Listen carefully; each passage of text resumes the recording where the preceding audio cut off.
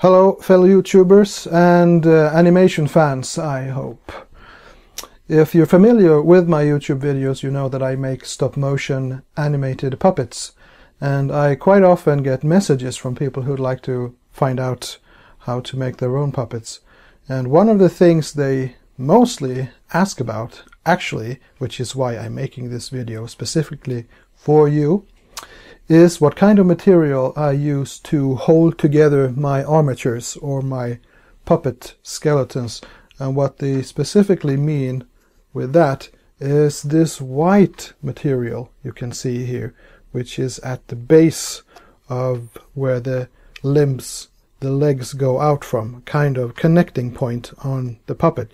And it's very important that these connecting points are strong or the puppet will fall apart. Now, to begin with, I make the limbs for my puppet in a very specific way. To create the armature for this puppet, I'm taking steel nails with their heads cut off and laying in them among the aluminum wires. I use crochet yarn to wrap the parts where the nails are laid in.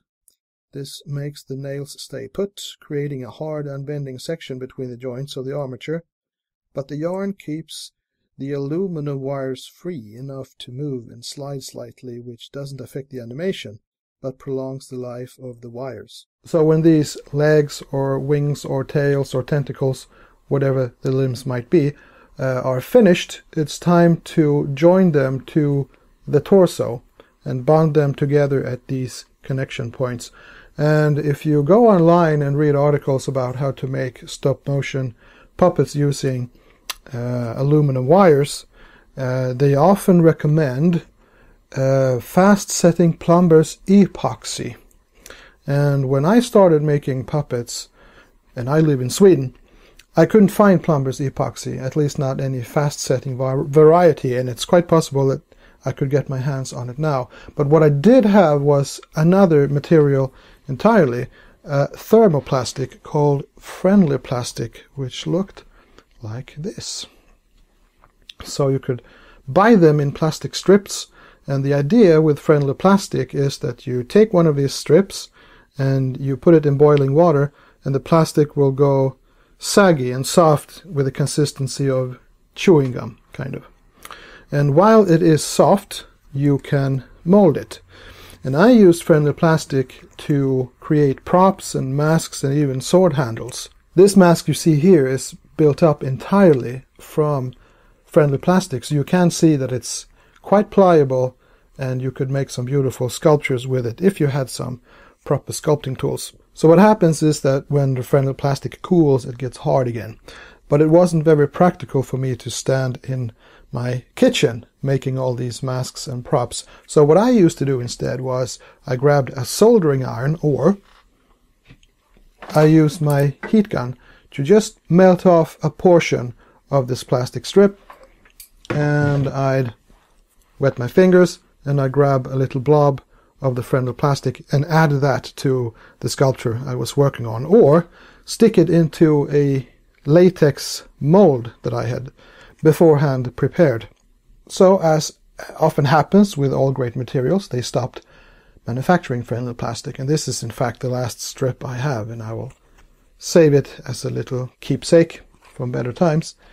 They did replace it with this material, which is called polymorph. I don't know if you can see it, but it is basically a plastic bag with small plastic pellets, and the idea is identical as to the use of friendly plastic. You pour a little bunch of these pellets into boiling water and you get a glob of plastic which you can sculpt and use whatever you want for. So it's still impractical for me to use this and stand around in the kitchen making my puppets. What I very much prefer is actually using these plastic strips that I can melt off a portion of, and here I have made a plastic strip from the polymorph pellets. So how does this material go from this to this? Well, this is how. I'm in my kitchen. I'm heating up some water, which should be allowed to start boiling. I have the pellets and a spoon to lift the pellets out of the water with.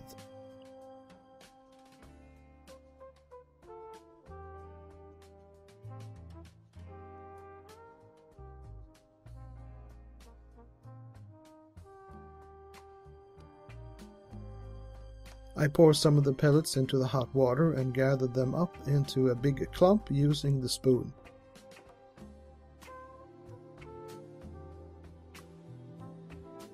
When the pellets are transparent, you lift the clump up from the water with the spoon. Unfortunately, the pellets don't look transparent at all in this shot, but they are. The counter around my sink is stainless steel, and I put the clump of plastic on it and start pressing out the material into a long strip.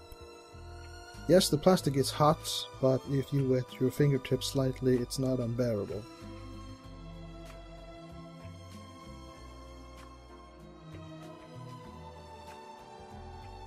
I suggest that you use some kind of metal surface for this, since the hot plastic might stick to something like a plastic or wooden tray.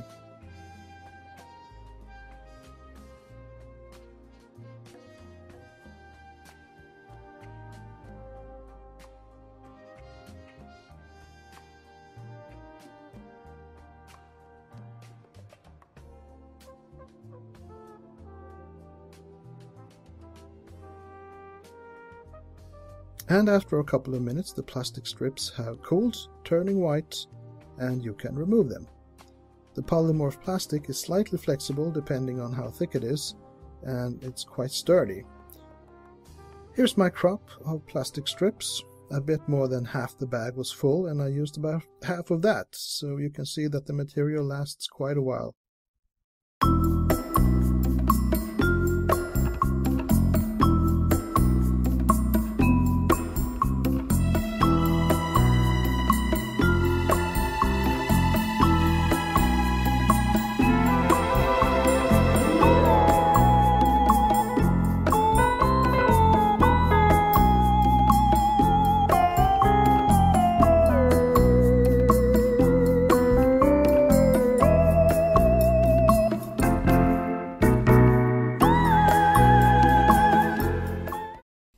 Now, as I said before, I have used the thermoplastic for lots of other stuff than just creating my puppets.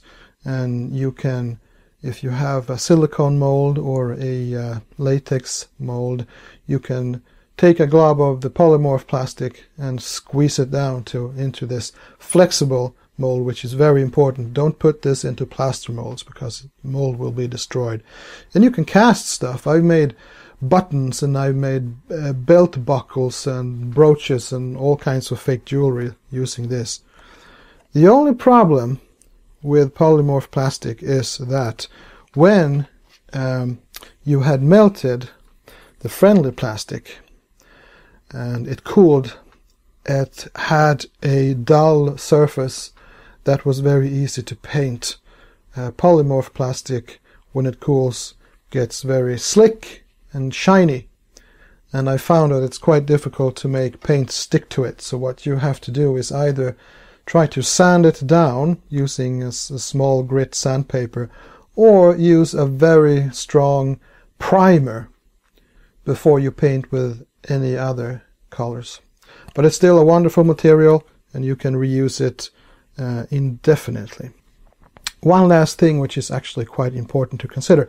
I don't know how heavy plumber's epoxy is, but the polymorph thermoplastic is actually fairly light. And it's something to consider, especially when it comes to pressure on your foot joints and your hip joints, because they carry most of the weight of your puppet. Now, that was my little informational video about polymorph thermoplastic, which I highly recommend. And if you have any other questions about my videos or puppet making that you think I could answer, please send me a message either below this video or to my message section on my YouTube account. And if you really appreciated this video, please consider subscribing or supporting me at my Patreon page.